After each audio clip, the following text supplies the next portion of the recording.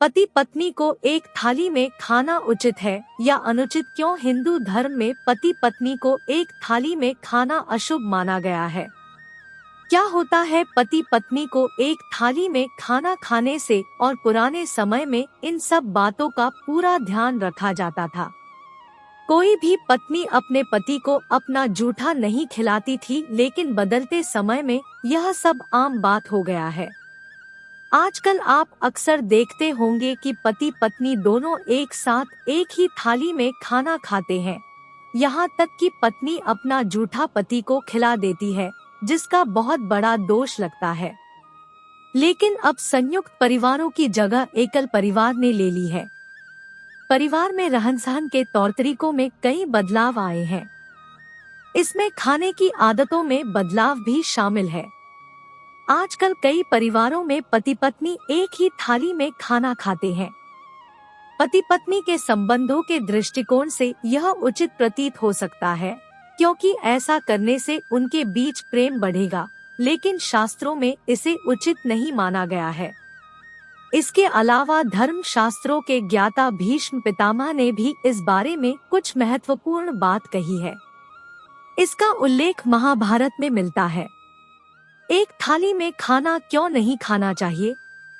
भीष्म पितामह ने आदर्श जीवन के बारे में कहा कि एक व्यक्ति अपने जीवन में कई रिश्ते बनाता है और अपने परिवार के प्रत्येक सदस्य के प्रति उसकी कुछ जिम्मेदारी होती है। इस जिम्मेदारी को सभी को निभाना चाहिए। उसके लिए जरूरी है कि उन सभी के साथ मधुर संबंध हो। यदि पति पत्नी एक ही थाली में भोजन करते हैं, तो पति का अपनी पत्नी के प्रति प्रेम परिवार के अन्य सदस्यों की तुलना में बढ़ जाएगा। ऐसे में वे अन्य सदस्यों की उपेक्षा करने लगेंगे। इससे घर में कलह और कलह होना आम बात है। इस प्रकार एक छोटी सी गलती पूरे परिवार और घर की खुशियों को बर्बाद कर सकती है। एक सही गलत की पहचान खो जाती है। पत्नी के प्रति अत्यधिक प्रेम ही पति की बुद्धि को भ्रष्ट कर सकता है और वह सही और गलत का भेद खो देता है। यह स्थिति परिवार के मुखिया के लिए उपयुक्त नहीं होती है। बेहतर होगा कि पति पत्नी एक ही थाली में भोजन न करें और पूरा परिवार एक साथ बैठकर खाना खाएगा। इससे परिवार में एकता और प्रेम बढ़ता है और सभी के आपस में अच्छे संबंध रहेंगे। एक दूसरे के लिए त्याग और समर्पण की भावना बढ़ती है। इससे परिवार में सुख समृद्धि आती है। दो पैसा खाना खाने लायक नहीं। भीष्म पितामह कहा करते थे कि अगर कोई आपके द्वारा परोसी गई थाली को पार करता है, तो वह भोजन मिट्टी के समान दूषित माना जाता है। इसे जानवर को खिलाना चाहिए। वहीं अगर किसी का पैर परोसने की थाली में ठोकर खा जाए तो ऐसे भोजन को भी हाथ जोड़कर फेंक देना चाहिए। ऐसा भोजन गरीबी लाता है। जिस भोजन में बाल निकले हो उसे नहीं खाना चाहिए। इससे घर में धन की हानि होती है। 3 पीछे छूट जाते हैं बाकी रिश्ते। कहा जाता है कि एक साथ खाना खाने से प्रेम बढ़ता है।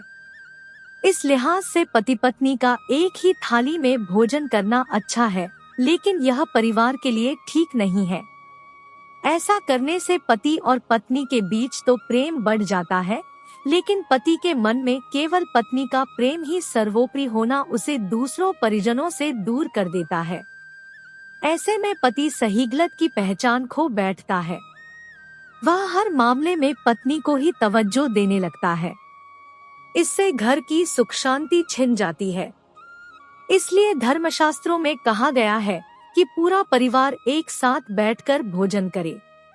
इससे घर के सभी सदस्यों के बीच प्रेम बढ़ता है। 4 होने लगते हैं झगड़े।